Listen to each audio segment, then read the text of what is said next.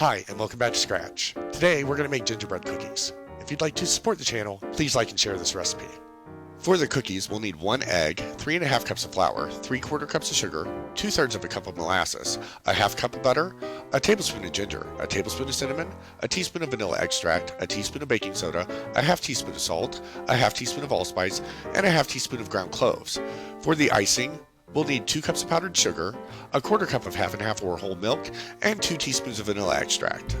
While it's possible to do this by hand, I'm going to be using a stand mixer with the paddle attachment.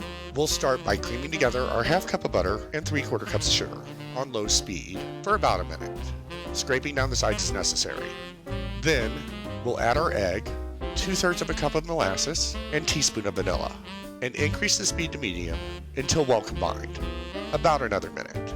Once our wet ingredients are mixed, we'll mix our dry ingredients.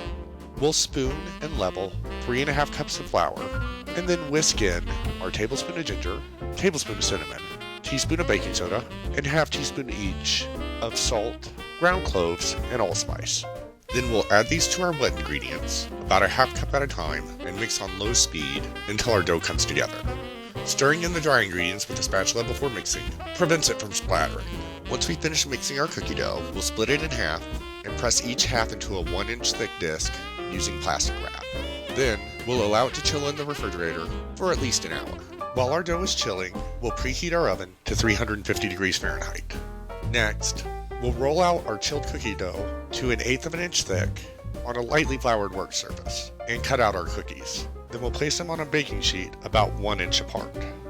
I'm going to be using a 3½ inch cookie cutter. If you don't have one, you can use the rim of a large glass. We'll continue re-rolling our dough until we've cut out all of our cookies. This recipe will make approximately 2 dozen cookies. After cutting out our cookies, we'll bake them in the oven at 350 degrees Fahrenheit for 10 minutes. After 10 minutes, we'll remove our cookies from the oven and allow them to cool in the pan for 10 minutes before transferring them to a cooling rack and allowing them to cool to room temperature. Once our cookies have cooled to room temperature, we'll prepare our icing.